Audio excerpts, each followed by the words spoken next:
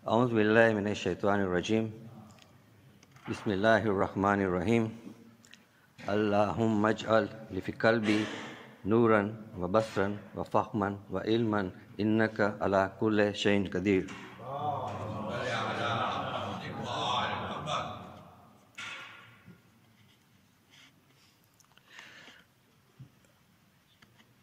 Oh God, please give us true understanding, true enlightenment, knowledge and wisdom.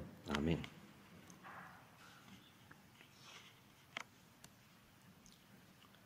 My elders, my brothers, my sisters, Assalamu alaikum wa rahmatullahi wa barakatuh.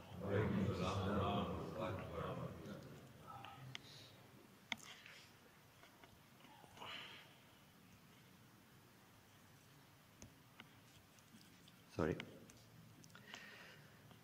ઇન્સાન ગમે એટલો ભણેલો હોય, ગણેલો હોય કે સુધરેલો હોય, એનું જો એટીટ્યુડ સારો નહીં હોય, તો the road to success for him will be difficult. What I mean to say is that a person may be educated, maybe he has got wisdom, maybe he has got civilization in himself, but if he is not with a good attitude, the road to success will be difficult. I'll give you an example.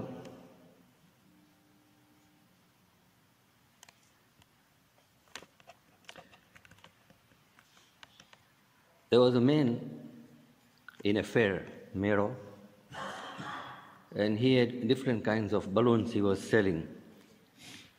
So when the business was low, he would put helium in the balloon and send it up in the air, and then the children would tell the parents, look, there is a balloon seller somewhere, I want to buy a balloon.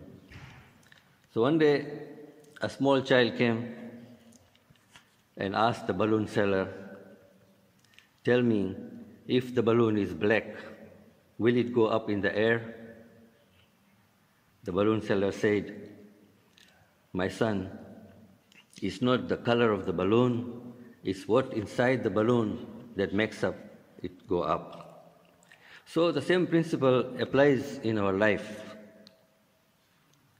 What is inside our mind, what is in our mindset, what attitude we have, that is our life's advancement and achievement. One study of Harvard University, it said that when candidates go for job application or for promotion, the panel of experts said that this is the trend, that 85% of the time is because of the attitude the candidates are considered for the job or for the promotion. It's only 15% intelligence and knowledge, or when we say facts and figures, that counts for the consideration for that post or position. So you can imagine 100% of education dollars go to teach facts and figures, which accounts for only 15% of the success of life. So this is the irony of life. So what is attitude? Churchill, one time Prime Minister, defined it very well. He said that attitude is a little thing that makes a big difference. And that is our subject this morning. So how do we define attitude? Attitude is our response to people, places, events, situations, how we give our viewpoint, how we give our opinion, what our mindset says when we express it. That is called attitude. So many times we experience, including myself, that within our friends, our family, our business, associates, even with our spouses, we find that there are sometimes issues, problems, the relations get very sour and strained.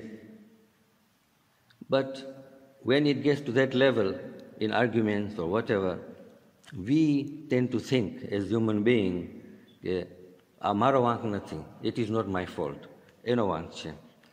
So what happens, is that relations start getting sour, બોલવા ચાલવાનું બંધ થઈ જાય, communication stops, you experience disconnect because you thought, મારો fault નથી, એનો fault છે. But if you closely assess yourself, think deeply, you will come to know that it's my fault as well. And then, if you make it up, the relation continues.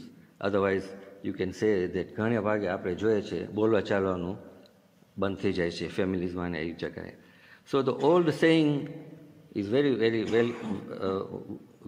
valuable. It says that it's not what you say or do, it's how you say or do things. So how do we get attitude? Where do we get it from? When we are children, our childhood really matters a lot. It depends how our parents are themselves. Are they positive-minded? Are they negative-minded? If they are positive-minded, they will guide you. The children, they will be guiding their children towards like having courage or encouragement. If they are not, if they are negative-minded, તો ઘરી વાર બચ્ચાને કહેશે બારે નહીં જા, અહીંયા જ બેસ, timid. So the child will grow up like that, and that will be the attitude of the child. So it all depends how your growth is from the start and how positive parents you are. Secondly, we get attitude from experiences in our life, from our school days, from our childhood to school days to adulthood and onwards. The experience we get in our life, because then you are by yourself. So that childhood experience or childhood knowledge that you got from your parents will help you. But when you get your own experience, it will also build up your attitude. And thirdly, we get attitude from the people we associate with. If you associate with positive people, you will be positive-minded. If you are associated with negative people all the time, you will be negative. It's just a question of how do you associate yourself. So, you may ask a question, કે શું મારો attitude change થઈ શકે? બહુ negative હોય. If you are very negative, can you change your attitude? Of course you can change your attitude, even if it is by design or default. તમારો વાંક ના હોય, તમે બચ્ચા હતા and how you were raised, but that's not your fault. You want to change your life. You can change your attitude. You are not stuck with it. Now, how do you change your attitude? Well, you have to take efforts by changing your thought process. If you change your thought process, it will change your feelings. Once your feelings are changed, gradually your behavior will change, and you have to cultivate this, but it's a doable thing. So there are 3 factors. They are called 3 E's that determine our attitude. One is environment, second is experience, and third is education. Let us take environment. There are 5 or 6 traits in environment which really determines your attitude. For example, as I said, home environment, how you are raised. If you are raised in a courageous way, you will be a go-getter. If you are raised in a negative way, you will be timid. Second is school environment. When you are in school, you will experience some teachers are very dominating. Then you will experience a peer pressure type of attitude, and you will get that in your life. But if you have been raised in a very timid way, તમને બીવરાવીને મોટા કરવામાં આવ્યો હશે બચ્ચા હશો ત્યારે, so what happens is that your child, when he goes to school, you can be rest assured he will be bullied. So what happens is that આપણે ઘણી વાર જોઈએ છે schools-માં, our children get bullied, they come home and complain કે આ મને દબાવે છે, આ મને મારે છે, because you have not trained your child to be strong, effective, and to handle the situation himself or herself. Third is work environment. When you work in offices, in your own businesses or wherever, there will be a group of people working with you. Some of them will be supportive, some of them will be critical. That also determines your attitude. The fourth one is social environment. Today, that is the most important one. We see media, TV, radio, movies, all these are factors which determine your attitude. When you see such things, you try to be one of them like that, or that can influence your attitude a lot. Fifth one is economic environment. When there is a very poor family, for example, living in abject poverty, not here but in many parts of the world, then you can't teach their children values like integrity, honesty, because you can't teach them values on an empty stomach. So that child will then be growing up in a different environment. And lastly, it is religious environment. Sometimes we experience around the world, I'm not saying in particularly anywhere, but we do experience this, that from the religious environment comes from the pulpit or from the religious leaders when they talk to the people, how they interpret the religion or how they misinterpret the religion, and then we find people becoming fanatic or extremism. Secondly, after environment, as I said, is experience. Events and experience. We all go through different kind of events and experiences in our life that determines our attitude. For example, if we are endurance type, persistent type, then we become a go-getter. Yeah. If not, then we are left behind or we are being bullied. We don't become a fighter. So that is negative. But if you are a fighter and you've been, your experience in life has been like that, then you will become a go-getter. And third one is events in our life. That also affects a lot. That actually gives you a guideline to your determining your attitude. And third is education. As I mentioned, that we spend $100% in educating our children, and they get 15% success when they go for jobs or when they go for, promotions and things like that. Because lots of time, academic education lacks moral and ethical literacy. But we are fortunate in our Muslim world, we are fortunate that in our madrasas, we teach our children, the fear of God, we teach them honesty, we teach them compassion, courage, and responsibility. So really speaking, true education is the training of head and heart. So we can say in this particular section of determining attitude that a person who is morally educated will be better equipped to move up in life and succeed. But a person who is morally bankrupt, કે આપણે કોઈનું પચાવી લેવું, કોઈનું લઈ લેવું, કોઈને કરી જાઉં, that kind of attitude if we have, then no matter how much excellent education or academic qualifications you have, your going onto the ladder of success will be difficult. So finally, there are 4 steps to change, or rather to mold your attitude. Step 1 is focus. Focus on the positive. Always try to look rights in people than wrongs in people or situation. આપણી આદત શું છે કે કોઈ 99% સારું કામ કરશે, 1% ખરાબ કામ કરશે, તો we'll focus on that 1%. Even we will spoil his name and we will, bully him or whatever we try to do. That 1% only. What I'm trying to say that there may be 99 things right in a person, but we as human beings have a tendency to see that he did one wrong thing and we will capitalize on it. So you may have heard the name of Andrew Carnegie, a very good American author. He has written excellent motivational books. He said that in his book that there was one immigrant who came to the United States from Scotland, doing a lot of odd jobs, and finally he made his way up. Application, our country, Big Apple. He became a steel manufacturer.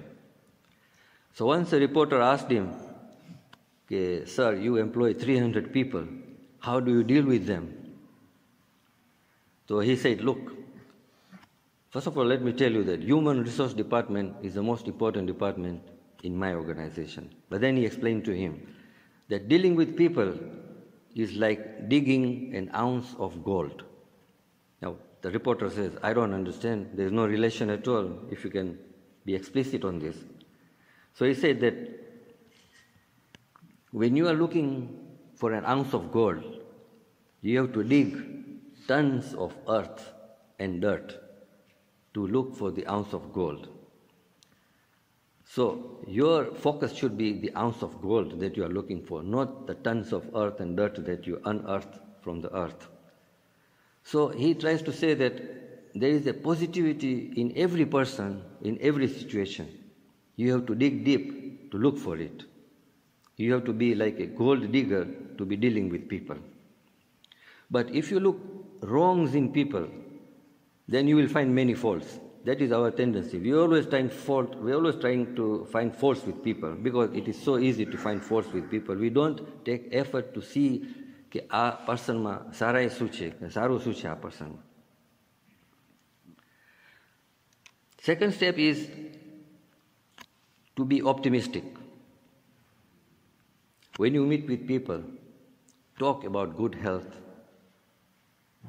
talk about prosperity, talk about happiness, talk about hope, if not anything else. So you have to be an optimist to be, to find a good attitude in yourself. You are all lucky and fortunate. You are living in a sunshine state. So you should be looking at the sunny side of everything, really. So, be it family, be it community, be it society, there will always be problems. Within our own family, there will always be problems. There will always be issues. There will always be issues. But take it from me at least. I'm saying that they are never insurmountable. They are never mountainous. It's we who make it like that way.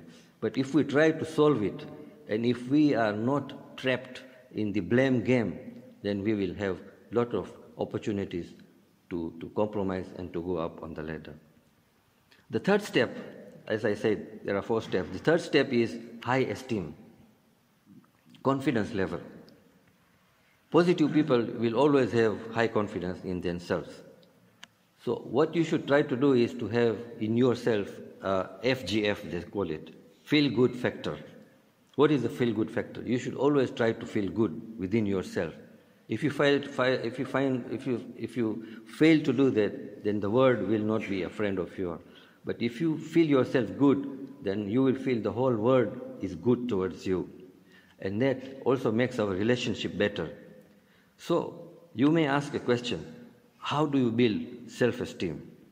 Well, one psychologist says that when you do something good, when you do a favor, or when you do something good for other people or other person, and he doesn't have to pay you back, either in cash or in kind, then you will find in yourself that you have risen a bit up. Catch it, 1 bar up. You will have risen 1 bar up in your own eyes.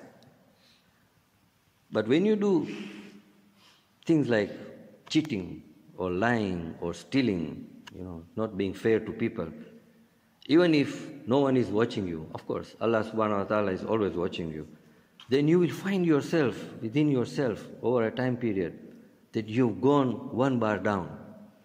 And this is what is called, in a very simple way, building self-esteem. So it is said that there are 2 types of people on this earth, givers and takers. And it's believed that givers sleep well, takers eat well. And the 4th step in this attitude issue is that life is not a dress rehearsal. We have to realize that life is not a football game that it can be played tomorrow again. We get only 1 shot in life. We get only 1 chance in life. And that also, time mukarrar thai gyo che. God has already given us our time, how much we are going to be on this earth. And he said, not a second more, not a second less. So why do we not become positive? Why don't we become people who are, more compromising and more positiveness apnaviye? That is the only road to success. There is no other road to success. So in conclusion, we have to make sure that our body and our mind is synchronized. Then also if your body and mind is synchronized, that is the only guarantee to satisfaction, success, and happiness. So how do we do that? We know that just our body needs pure and good food, so does our mind needs pure and positive thoughts every day. If you take, for example, an imarat, a building like CN Tower or Freedom Tower or even Burj Khalifa, such buildings are built, for example, an average weight of 10,000 tons. Each building is weighing 10,000 tons, for example, the authors say. But 6,000 of those tons go underground to make this great building have a strongest foundation. In a similar way, the foundations of our success, as I said in the beginning, is on our attitude. Positive attitude makes our life meaningful and rewarding. We pray to Allah subhanahu wa ta'ala to give us tawfiq to apnaviye or apre sudhare our attitude and to develop positive attitude. Wassalamu alaikum wa rahmatullahi wa barakatuh.